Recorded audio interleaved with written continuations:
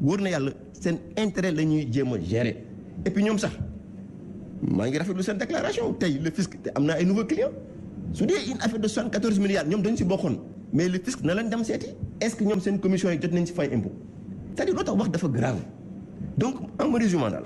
man daal président Abdoulaye Wade moom rek vu la nature et la complexité des fonds politiques moom rek moom képp moom kese moo mën a gindi askan bi ñun nag bëgg nañ xam dëgg bi fu mu féetoo. Idrissa Seck waxoon na noppam suma gémmiñ wala gémmiñam suma nopp. moom rek donc loolu mooy dëgg bi quoi léegi képp ku waxul loolu rek xam nga da ngay wax pour ñu bàyyi la xel et cetera mais ñun askan bi loolu italuñ luñ ital mooy dëgg bi suñ ko mënee am moo ñu gënal suñ ko mënul am nag nañ jëm a xalaat xool nu ñuy taxawalee nu ñuy jëm a saytu fonds politique yi pour que mu am une certaine transparence une certaine traçabilité man je pense que actuellement tey fu may wax yow coow li loolu la quoi mais pour que ñu ñii di wax authentique parce que man je me mets à la place de Maître Wade lu mu leen wax ci affaire bi ñoom loolu rek la ñu mën a xam mais est-ce que mën nañ xam lépp lu nekk ci biir non donc loolu mooy complexité loo tax Idrissa Seck aussi ku muus la dafa ne jusqu'à l'extinction du soleil mais peut-être que dafa xam ne ñooñu as tuuti la ñu xam ci mbir bi il a raison man par contre lu may déplorer rek mooy que ne cette médiatisation de l'affaire des protocoles de Rwanda là ça ressuscite politiquement Idrissa Seck parce que guddi Idrissa Seck bëccëg Idrissa mais da koy jox une certaine cote de popularité qu'il ne mérite pas en réalité parce que dans tout ça askan bi moo sonn ñun dañu sonn nous voulons une gestion transparence une gestion sobre et vertueuse waaye doy na waay nañ bàyyi di fooye xaalisu askan mais 74 milliards mais genre loolu beaucoup de c'est ñaata millions la mais ñaata école nga si mun tabax ñaata hôpitaux nga si mun defar ñaata commissariat mais ñaata laboratoire ñaata bibliothèque mais c'est énorme mais un groupe de personnes ñooy ak moom xaalisu askan bi parce que ils sont aux affaires wala parce que suba dëgg bi du feeñ fenn te wax naa la ko tout à l'heure soo jëlee les fonds politiques mais dañ ne mënuñu ko contrôler mënuñu ko saytu dañ ko bàyyi exclusivement au pouvoir discrétionnaire du président de la République wax bi franco la bu ko neexee sax mu laaj moom mu jël almet taal mu jël ko taal ko moom moo ko moom mais vraiment loolu aussi je pense que bu ko wax rek moo tax nit ñi mais ci coow li bëri na Soumaré mais au fond là apparemment seen leader nag mooy provoqué parfois Idrissa Seck mooy provoqué parce que sa dernière sortie là gis nga tooñ laal na si Ablaye Wade laal si Karim Wade laal si Macky Sall alors moom finalement on a l'impression que chaque fois rek même bu dëkk bi calmé il faut mu génnee benn bombe alors ñu ni topp si waaw mais lan la ñuy woowee génnee bombe mooy wax li xew ci dëkk bi loolu mooy génnee bombe mooy dëkk bi doxul nga ni doxul génnee bombe mooy ñii dañoo def li nga xamante ni askan bi yëguñu ko li ci biir yëpp li ko lal nga ni bombe la génnee bombe mooy liy metti ci dëkk bi yëpp li doxul yëpp nga teg ci sa loxo loolu mooy bombe non loolu mooy nekk ci côté askan bi loolu mooy féete ak askan bi parce que ñun askan bi dañoo tumuranke li ñu tumuranke mooy dëkk jamono ji fi mu toll amatuñ ku ñuy xeexal amatuñu ku ñuy waxal dëgg koo xamante ni dafay jaar ci dëgg bi ak lu mu ko mën a jaral tey président Idrissa Seck mënoon na ni xëy na su ma waxee lii dina metti ñii dinaa def ay calcul politique dinaa éviter froisser ñii mais déedéet dëkk bi moo ko ñor daf siy jaar après nag askan bi moom mooy apprécier mooy juger xam kan moo ko nekkal ak kan moo ko nekkalul kan moo fi inventé kan moo fi sulli li nga xamante ni mooy li fi xew yàggul dara bi fi ñëw jël nit ak yow kan moo ko fi sulli kan moo ko fi wax ba nit ñëpp jëlaat ko man li ma yaakaar mooy dëkk am na fu muy toll foo xamante ni bu opposition di jouer rôle am wala am kenn ci opposition bi kuy jouer rôle am pouvoir yëpp a war a jouer seen rôle bu mu nee pouvoir yëpp man xalaataale naa ci tamit ki nga xamante ni mooy presse bi presque 4e pouvoir la dañoo war a def investigation pousser réflexion bi am na wax yoo xamante ni mënul taxaw tey ñi ngi bëgg a déplacer débat bi indi ko ci ay affaire fonds politique mais bu ma ciy wax as tuut fonds politique yooyu Idrissa Seck lan leen waxoon mu ni bés fi Senghor nekkee ba Ablaye Wade amul benn trace bu ci nit mës a def man bi ma ñëwee Ablaye Wade boole ma ci gestion fonds politique yi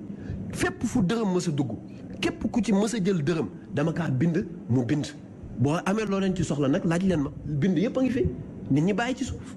loolu moom rek ko fi mës a def kon bu ñu bëggee wëlbatiku naan non problème bi fonds politique la jóge na ci chantier de Thiès jóge na ci lii fonds politique la loolu yëpp nu ñuy naxee sénégalais yi la rek bëgg a desal ci xelu sénégalais yi que ni président Idrissa Seck am na lu mu jël mais nga la yàlla ku am këyit ku am lu ko leer ku am firnde na indi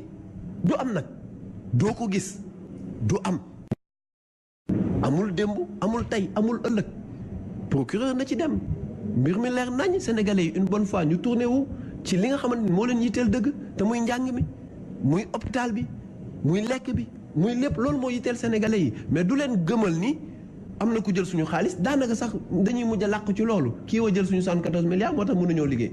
loolu lañu nduru du 74 milliards du 74-15 bu ñu liggéeyul dafa fekk dañoo tële loolu la askan bi di xaar loolu lañ leen di wax ci loolu nag dañuy jóge ci lii dox ci leneen proposer ay programme romb fépp dem dox jógu ci askan bi ni leen lii ngeen soxla nii lañ koy doxalee nañu tourner page bi ñu avancer bu baax a baax ensemble. Est-ce que finalement Lansana Sidibé c'est pas une stratégie pour un peu éliminer un adversaire politique qui gêne? Non, parce que ñëpp xam nañ ne que moo Idrissa Seck quand même. c'est aussi mooy fu mu nekk nii il se positionne comme l'opposant le plus radical. parce que aussi lu si xaw a doy waar mooy que ne nous sommes en matière pénale dañu ne le droit pénal est allergique aux doutes mais su dee ñu siy wax am nañ preuve nañ ko génne teg ko si table parce que suñ ko defulee Idrissa Seck wax naa ko tout à l'heure nii dañ koy ressusciter politiquement day am code. parce que tey da nga yaakaar ni qu'il est mort politiquement. non man parce que pour man attention Idrissa Seck j'ai du respect pour tous les hommes politiques de ce pays là man yenn discours yi mënu ma ko am vis-à-vis des hommes politiques mais franchement tout le monde sait qu'il n'est pas clean mais quand même nit ki soo ne par exemple diw dafa jël lii wala c'est-à-dire le problème est que Sénégal il faut que ñu bàyyi loolu balaa ngay wax dara da ngay am preuve balaa ngay wax dara da nga si xam lu la leer mais malheureusement loolu soo amul wax bi di wax ëllëg wax suba finalement day dem ba nit ñi dañuy bëgg nit ki ku parce que dañ koy tudd de trop c'est le problème c'est ça en réalité ñun comment faire pour que suñu plan Sénégal émergent bi dem kanam su dee lu ñuy wax dëgg la mu nekk les auxiliaires de justice mu doon les attachés extra nañ indi preuve yi procureur mu ngi fii moom aussi lu ma koy ñaan su dee engagé wu na dem ba jeex mais quand même lu ñu dul rafetlu mooy que mu commencé procédure bi dem ba si digg taxaw parce que là vraiment day encore une fois est-ce que gëm nga ne par exemple affaire bi procédure bi du am obstacle parce que des obstacles insurmontables c'est le cas par exemple du président Abdoulaye Wade ak président Macky Sall est-ce que ñooñu nekkuñu ay obstacles insurmontables dans la procédure. mais même su dul obstacle yooyu mais nous sommes en matière pénale tu vas pas venir me donner un document qui n'est pas authentique tu penses avec ce document là man mun naa saisir une commission d'instruction pour que ñu inculper quelqu'un non c'est pas ça c'est-à-dire ñuy wax yëpp man depuis longtemps maa ngi dégg ñi di wax mais ñooñu di wax mais de grâce mais ils n'ont qu'à mettre les preuves sur la table parce que Idrissa Seck su demee ba ne leen ne génne leen preuve yi ngeen jox ko presse mais est-ce que depuis loolu gis nañu ay preuves mais day tey xel quoi c'est-à-dire c'est des nous sommes dans la même mouvance présidentielle mais nous sommes des républicains man nit ki soo ko tuumalee mën na la indil preuve mais looy xaar jëm ay rajo jël ay presse dinaa ba kañ mais quand même le doute profite à l'accusé nous on nous a parlé de 74 milliards mais ñun dañu bëgg a jot ci suñu xaalis boobu su dee am nañ preuve que 74 milliards yooyu ça existe bel et bien procédure bi dina mun continuer mais su dee ay déclaration intempestive rek pour des intérêts personnels franchement Sénégalais yi nañ xam ne luubal nañ seen 74 milliards te ñu ko luubal c'est des politiciens qui sont là qui ne pensent qu'à leurs propres intérêts ni aux intérêts du grand public. est-ce que yaakaar nga ne am nga yaakaar ci procédure bi léegi y a des obstacles quand même infranchissables comme le cas du président Macky Sall président Wade. waaw léegi man su ma déggee wax ji bu baax mooy bu ñu demee ba ci biir gis ni lii amul dañuy jàpp ni rek 74 milliards luub na kon jàpp nañ noonu amul preuve amul dara mais nañ jàpp ni 74 milliards luub na kii il n'est pas clean comme ni mu ko waxee nit ki cleanul nit koo xamante ni amul dërëm boo yëkkati teg ci deram 74 milliards boo xam nit ñi dañ ko jël tey 74 milliards suba 45 tey 21 léegi déggoon nañ sax ñoom ci 74 yi. ñu ne leen kon kii setul. te justice ñoom seen bopp xam nañ ni justice yoon bii ñu jël dara du ci antu ndax amul dara lu ci am ñu ni léegi kon kii setul kon am na suñ 74 milliards yu nekk ci ngelaw li noonu loolu Sénégalais yi dañ ko nangu Sénégalais duñ ko nangu mais Georges mi ngi mel ni nit jóge fële agsi rek ni la yow Georges yaa ma jëlal yow yaay taxaw ni déedéet jëluma nit ki du indi firnde yi nit ki indeetul firnde yi nit ñi bëgg a taxaw ni la jël nga gis nga Sénégal nit ku nekk dafa war a taxaw tey mettre def boppam ci place Idrissa Seck dafa am li nga xamante ni ku ci nekk war na taxaw nga ni man maay Idrissa Seck ci li nga xamante ni mën nañ ma fekk fi ma toog ñun ma yaa jël lii taxaw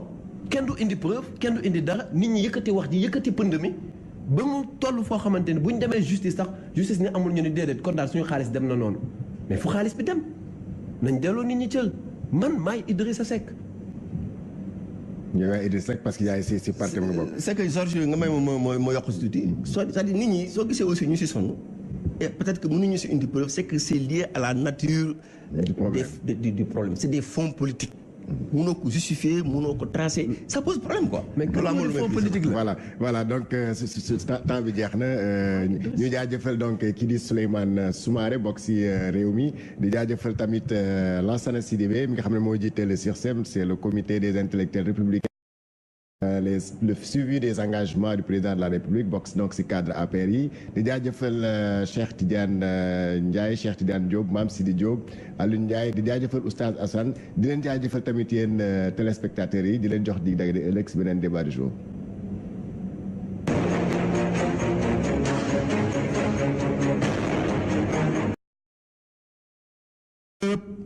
wóor na yàlla seen intérêt la ñuy jéem a gérer et puis ñoom sax. maa ngi rafetlu seen déclaration tey le fisc te am na ay nouveaux clients su dee une affaire de 74 milliards ñoom dañu si bokkoon mais le fisc na leen dem seeti est-ce que ñoom seen commission yi jot nañ si fay impôt c'est-à-dire loo tax wax dafa grave donc en résumé daal man daal président Abdoulaye Wade moom rek vu la nature et la complexité des fonds politiques moom rek moom képp moom kese moo mën a gindi askan bi ñun nag bëgg nañ xam dëgg bi fu mu feetu. Idrissa Seck waxoon na noppam suma gémmiñ wala gémmiñam suma nopp. moom rek donc loolu mooy dëgg bi quoi léegi képp ku waxul loolu rek xam nga da ngay wax pour ñu bàyyi la xel et cetera et cetera mais ñun askan bi loolu italuñ luñ ital mooy dëgg bi suñ ko mënee am moo ñu gënal suñ ko mënul am nag nañ jëm a xalaat xooy waawee doy na way nañ bàyyi di foo xaalisu askan mais 74 milliards mais genre loolu beaucoup de c'est ñaata millions la. mais ñaata école nga si mun tabax ñaata hôpitaux nga si mun defar ñaata commissariat mais ñaata laboratoire ñaata bibliothèque mais c'est énorme mais un groupe de personnes ñooy ak moom xaalisu askan wi parce que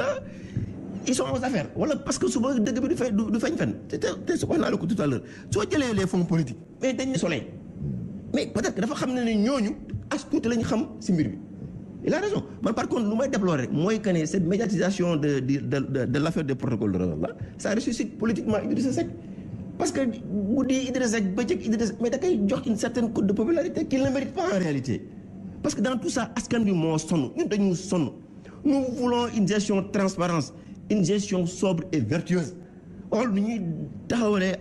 nu ñuy jëm a saytu fonds politique pour que mu am une certaine transparence une certaine traçabilité man je pense que actuellement tey fu may wax yow coow li loolu la quoi mais pour que ñu ñii di wax authentique parce que man je me mets à la place de Maître Wade lu mu leen wax ci affaire bi ñoom loolu rek la ñu mën a xam mais est-ce que mën nañ xam lépp lu nekk ci biir non donc loolu mooy complexité loo tax Idrissa Seck aussi ku muus la dafa ne jusqu'à l'extinction